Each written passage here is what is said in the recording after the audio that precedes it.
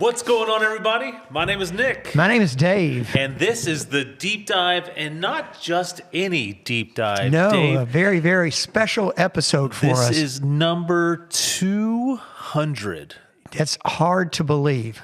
I really can't believe we've done this for almost 4 years at this point. More than 4 years. More than 4 years, yeah. I don't know how long we do.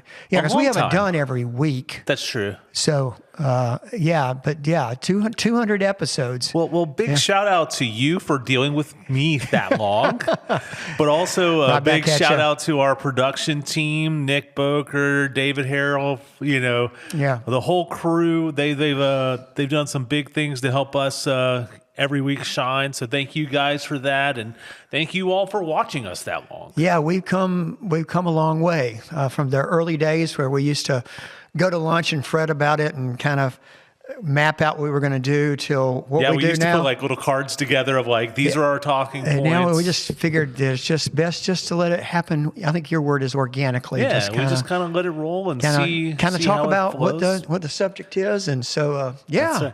So we are catching up on a couple weeks. You started a new series 2 weeks ago. And we're going to catch, I guess, the first two sermons in that series. We'll talk about Jeremiah and the kind of beginning of Jeremiah. So we can do that and talk about other things, but we need to get started. So let's roll the credits.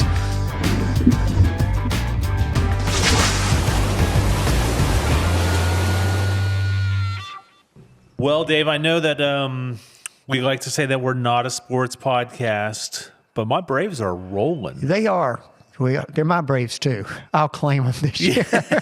You'll claim them this year? I'll claim them this year. Yeah, no, they are. They look strong. They just keep on winning, and so got go some Braves. Good depth and all that good stuff. We're having a lot of fun. Yeah, at least the early part of the season. We're still only a quarter of the way through or so. So yeah, I guess we should say about like how much stuff is happening here at the church in May. It just seems like we have a ton of special Sundays. Last week being Mother's Day, which that was a big one. We got Grad Sunday coming up. We got graduation coming up. We got Memorial Day and Pentecost coming up. So May is crammed full of big Sundays. Just when you start thinking like, we're gonna slow down a little bit because we're coming to the end of the school year, which normally means a little bit of a break in children and youth and Sunday or Wednesday night programming, but it's never like a full slowdown. It's like like we're putting our energies into something else. We always find something to keep us busy, which is good. Yeah.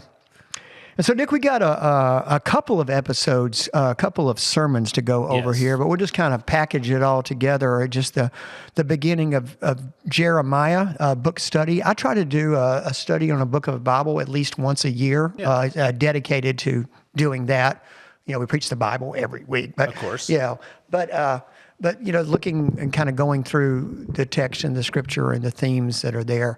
And so I selected for this time, it just felt like the book of Jeremiah, an Old Testament book. It's been a while since we've done an Old Testament book. It's a long book, so therefore it's going to be a long series, but it probably could be longer because Jeremiah is a long book. So 7 weeks is what we're spending on it. And, we're not going to go every chapter, every verse, but we are going to get a lot of it. That's a long series for you. You don't typically go that long on a series. I like month-long series for some reason. I don't know. It's just the way my brain works. But no, this is fine. This has worked. And so, but it did so happen that the first 2 weeks we did the first 2 chapters. And so just giving a little background about Jeremiah. Jeremiah was a prophet. He was prophesying at a time when it was a divided kingdom, or had been the divided kingdom in the nation of Israel. The nation of Israel was, of course, formed by the 12 tribes of Israel, and so there's kind of different tribes lived in different areas of Israel. And so after the kings, after King Saul, David, and Solomon, the kingdom split in two for a variety of reasons. Mostly because when they built the temple, when Solomon had the temple built, it was super expensive. And so therefore they taxed the people. And the people that were living up in the northern part really felt very distant. They felt like they were being taxed to death. But David and that line had come from David and Solomon, had come from the tribe of Judah. And so Judah, that tribe had a lot of the power, and they were in and around Jerusalem where the temple was. And so they just felt a real disconnect. And there were some other reasons as well. But, they had a falling out, and it split in two with two different kings. But what had happened, and it's important, I pointed it out last week, and we'll continue to look at it, that what had happened in the north is that side had already fallen to the Assyrians and had people hauled off, as refugees by the Assyrians, and for a lot of the same reasons that Jeremiah is prophesying about in the south to Judah and in and around Jerusalem. So you would think they would have learned from watching their brothers and sisters get hauled away and seeing this foreign country come in and take over, but they didn't. But God sends Jeremiah, and so he prophesies for 40 years, trying to call them to repentance, trying to, undo some of the themes that we'll get into in following weeks. And so they call him the weeping prophet, and that will become more clear because, he really has a heart for the people, but the people will not listen. And so we started the first week with chapter 1, which is the call of Jeremiah. And so he was very young. God came to him and called him to be, a prophet to the people, to go and speak the truth to the people. And as I got said in that first sermon, it was kind of like he was saying, you're going to speak to kings, you're going to confront people, and oh, by the way, it's not going to go very well for you. Yeah, what a great startup for your call. It's not going to go great, but just keep going. And so Jeremiah, comes back, and like a lot of us was when we felt called to things, it's like, God, I'm not quite sure you got the right person. And he gave some excuses. Gave the excuse that he was too young and he didn't know how to speak well. And God said, you don't worry about. I'm more worried about your faithfulness. Put the words in your mouth, and so he called him that. But that first week I talked a lot about different calls. So calls to ministry, and of course I have a call to ministry. Ordained ministry, but all of us have a call to ministry. Yeah. Right. If we're Christians, we're following God.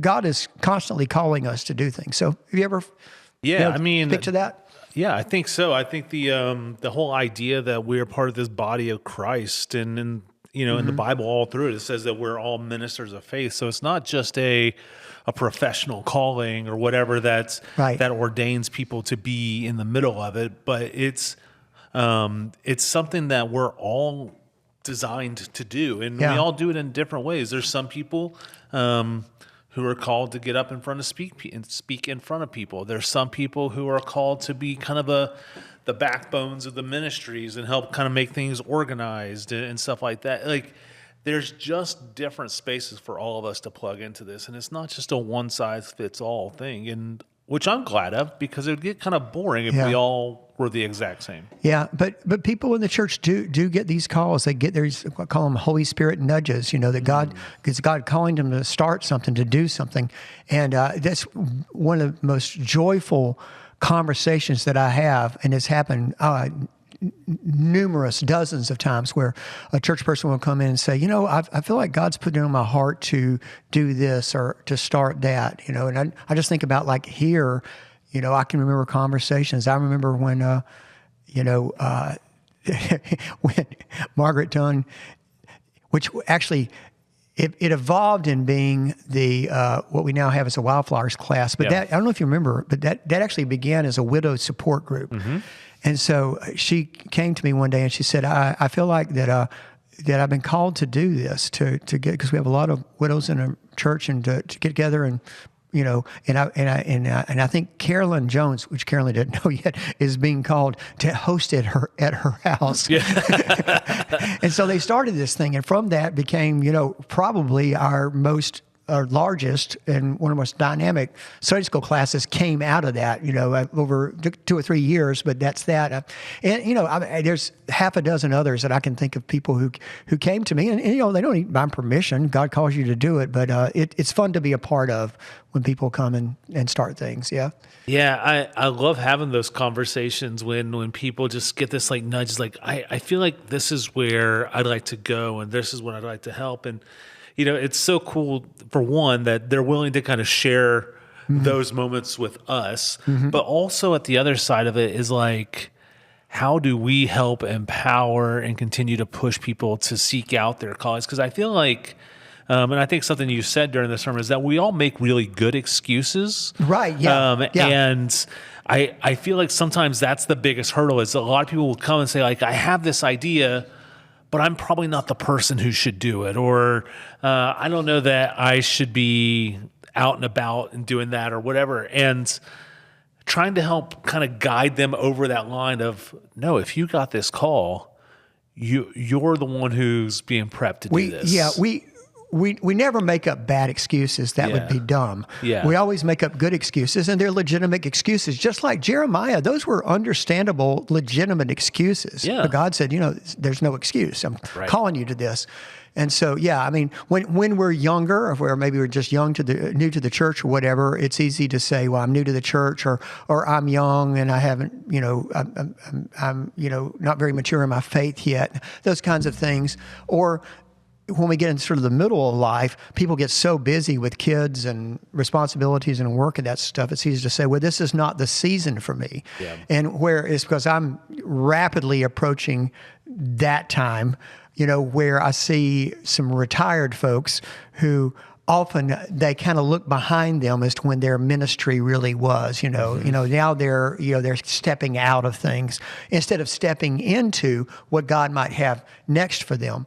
And it's interesting, I mentioned Margaret Dunn. She's a retired person, but yet she keeps starting things. Jenny Evans is another person. Yeah. They're always listening and hearing that Holy Spirit nudge to what's the next thing that God's going to call me to do. And so it can happen. Other thing I was thinking about as we were talking about it, and like your role as youth pastor, it must be cool though to watch kids, particularly as they're developing in their faith, and wondering like, it's going to be interesting to see what God is going to do with this kid, because God's obviously got his hand on this person, and I've got my eye on 2 or 3 too. It's going to be interesting to watch. That is probably one of the most fun parts of the whole thing. And it's even, I guess, as I've reflected back over my 20-ish years around it, like, normally it's the kid that drives you crazy the most as a 6th grader who comes out to be like some of the most dynamic leaders. But then also like past that are like, you see how they're like using gifts. I mean, I've got some kids that drove me crazy when they were younger, like where I was like, oh my gosh, what am I going to do with them? And they're the ones who are doing ministry or have started a worship band or stuff like they are out there. And some of them aren't in professional ministry, but they're doing good things in this world that like you're just so proud of. You know what I mean?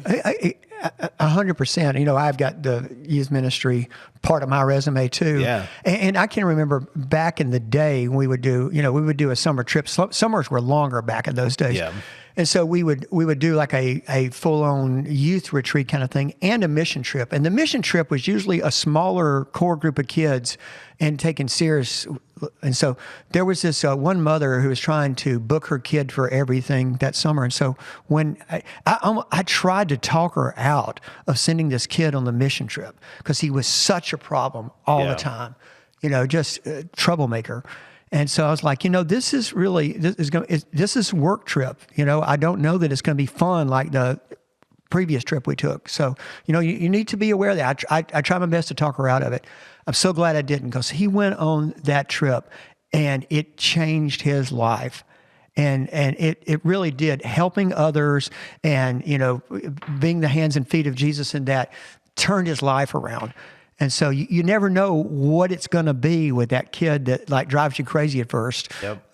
And that ends up, God gets a hold of them and uses some of that energy that they got to do good things. Well, and I think that flows very well into this, because I think a lot of times, we think that to be a part of something, we have to have some, I don't know, like holy encounter and stuff like that to start into it. But sometimes I think it's just about trying and being available to let God use us, and to put aside the insecurities we have, to put aside the struggles and stuff like that, and just say, okay, God, I'm here and I'm available, and then let him take you where he's going to take you. You know what I mean? Like, I think those are big parts. And I think we see that some in this. Yeah, for sure.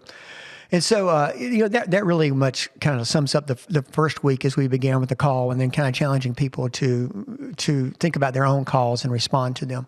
And so then last week we got into really kind of the meat of Jeremiah and into the prophesying he did, the sermons or prophecies that he said in front of the people, if you will.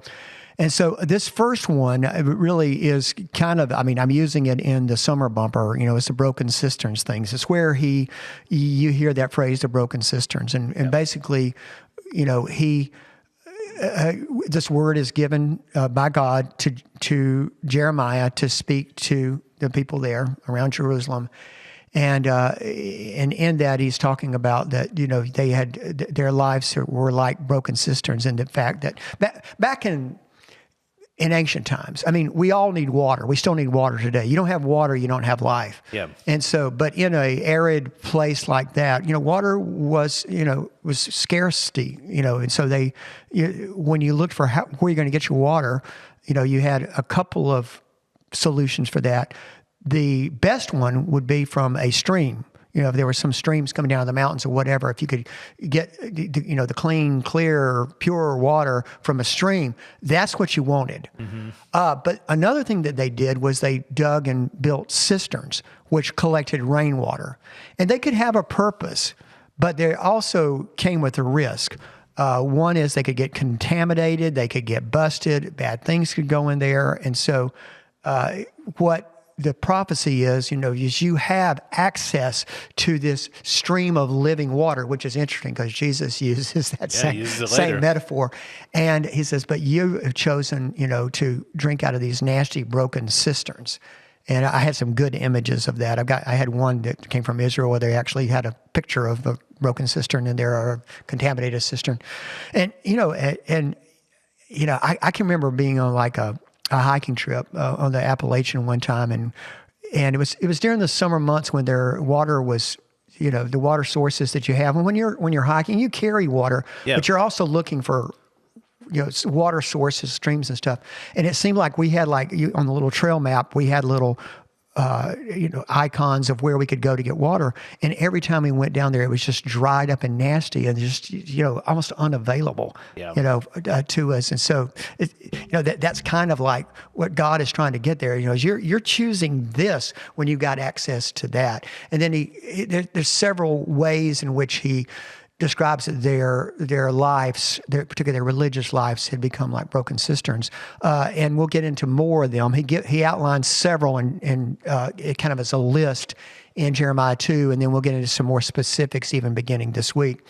But one of the things that they did was they were making these foreign alliances. They were just for protection, for, economic reasons or whatever, that God was not happy with. And he mentions, one of the verses that you're going to Egypt to drink from the Nile, and you're going to Assyria to drink from the Euphrates. So he's not talking about water. He's talking about a metaphor. He's talking about these alliances that he had. And then he talks about the things that they were doing in temple, their religious ceremonies. It wasn't changing their insides. It wasn't changing their lives outside. It was just done for ceremony only. And there's a whole list of reasons we'll get into later. But addressing those broken cisterns and where we might find those in our lives, I think it's important, and it will be a reoccurring theme throughout this series. Yeah, and you took that imagery of the cisterns and you kind of gave titles to a few of them. Yeah. And I'd be interested, we'll get into those in just a second, I'm sure. But, as you guys are listening to this and thinking about it, is like, what would a cistern be for you? So maybe go. Yeah, I gave 5 or 6 that they're addressed there in Jeremiah 2, which I think that most people can make a connect to modern times. But I used 3 in particularly that I see in modern context. One is that of success, right? And chasing after success in whatever it might be and whatever compromise that might be in our life. And the thing about success is it's never going to fulfill us. There's always going to be some other thing that we could do that's higher. If you're climbing the ladder of success, you get to one level and there's another level. And then you get to the top and you're on the wrong ladder. So you got to start over again. And so that can be a real self-defeating kind of thing because it just never seems to be enough. You set a goal and that if you're not relying on God's guidance in that, if it's just about like, how can I build up myself? The second was comfort. Mm-hmm. And I'd said that comfort, for most of us, a lot of times we feel like the comfort comes out of a shopping cart, and it's sort of like the acquisition of things, just, got to have a better house, got to have a better car. You can have the latest iPhone. We're just always chasing out after that for comfort. Always feels like there's somebody that has more that it looks like the new. I mean, and it's to success too, right? Like it's that new level of what success might look like. New thing is going to be, and a lot of that is we think that like if we have enough comfort, we're trying to be safe and secure, that we're going to feel that. But those are fleeting things, to find our security in comfort or success. And the last one that I have to, because Jeremiah does, is the political things. Yeah. And the cistern of politics, and I said I was treading lightly, but treading. And it's when we put our faith and our trust and our hope and our security in systems and political systems. And we think, if we only have our people in office, or we only get these things passed or whatever, that we're going to have security and things are going to be all right. And it fails us every time. Yeah. It fails us every time when we put our faith in human beings and in political systems rather than putting it into God.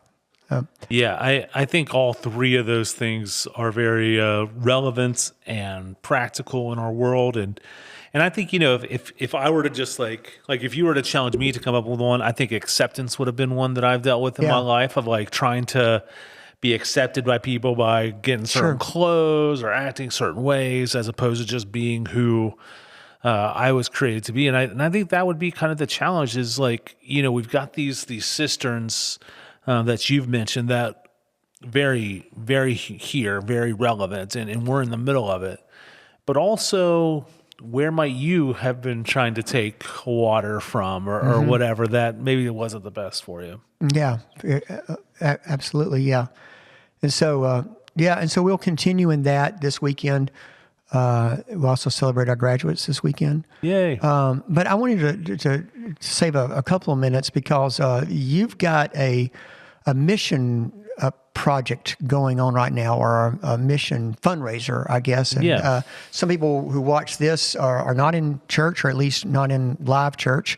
And so talk a little bit about that, and how, if somebody wanted to contribute to that, and why you're doing it, and what it is. So we have a youth mission trip coming up. We're actually leaving May 31st, and we're going up to, we're going to be at, our site is the Hinton Rural Life Center, and they do a youth mission camp that works with a bunch of people in the Appalachia area, does some of the like construction stuff, porches, wheelchair ramps, painting, yard cleanup. And if you've never been on a mission trip specifically to that area, it's actually really eye-opening of the poverty that's right here. In Appalachia. I mean, there's some probably here in Cherokee County, clearly. But, I mean, we'll be going 2 hours away. And I just remember the first time I did a trip like this, I was blown away by how poverty-stricken the areas close to me were.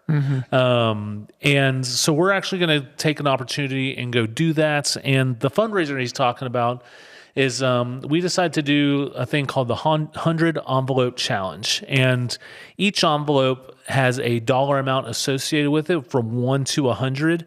And with all that, if all those envelopes get filled, it's going to help us be able to take kids who couldn't afford to go on the trip, first of all, on the trip.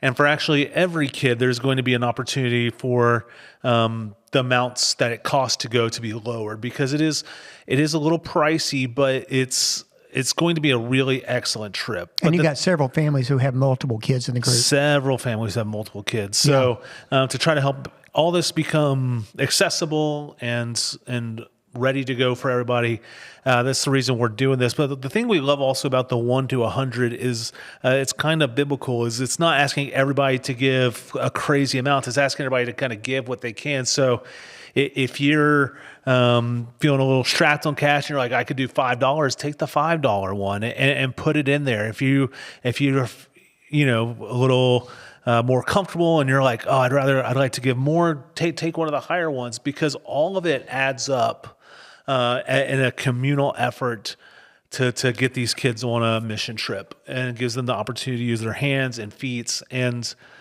for youth ministry, I tell everybody the mission trip is probably the anchor of the whole year for the group. I mean, it's what brings the group together. It's what forces them to get out a little bit out of their comfort zone. It opens up some vulnerability and safety with the kids that are also in the group. So there's a lot of good things. But if you're interested, we do have some envelopes in our Welcome Center that you can come and grab. Or if you are somebody who actually just is watching and want to help, you can reach out to me at inyothar@hickoryflat.org. Maybe I haven't cleared this with Frankie and the people producing this, but maybe we could put the QR code, because I do know that there's a line item on the giving now that you can do that. We would say for the youth mission. Yep. So if you want to do that, and Frankie's able to either put the link in the notes or to put this QR code up here somewhere.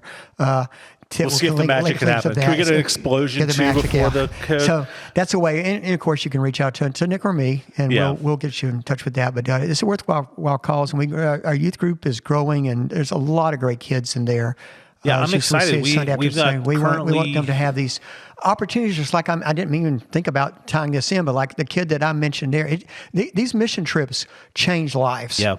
They really do. And so, what a great thing, what a great ministry. So if you want to be a part of that, we usually don't do fundraising here on the podcast, but we will this week. Yeah. We'll make an exception of it. So, yeah. And we got about 23 people signed up. That's 5 adults and 18 kids, which it will be a very strong number for us to take. Yeah, so we're excited about that. And thank you for giving me the opportunity to talk about it, Dave. Yeah, for sure. And we'll look forward to hearing about it when you get back. Absolutely. Oh, yeah, we're going into the summer when we're like hitting and missing each other. We'll figure out how we're going to do podcasts over the summer. We'll figure out. There might be a few more of these kinds of podcasts where we're catching up a little bit. Yeah, that's right. But anyway, it's been great being back. Absolutely. And thank you guys for watching. Like we said 200 times. Yeah. This wouldn't be anything without you guys. And you're consistently here, and we appreciate that. So thank you for rocking with us all this time. But if you have any comments that you'd like to add to the conversation we've had, if you got any questions about the fundraiser that we're doing, please don't hesitate to reach out. You can drop it in the comments section below on the Facebook or the YouTube. You can shoot us emails. Dave, you got anything to add here at the end? Nope, just hope to see everybody on Sunday. We're celebrating our graduates. Wahoo! And we're continuing in Jeremiah. And so it'll be a full, fun day, either if you can be here in person or watch online. We'd love to have you. Absolutely. Yeah. Thank you guys so much for watching, and we'll catch you guys next time. All right. God bless.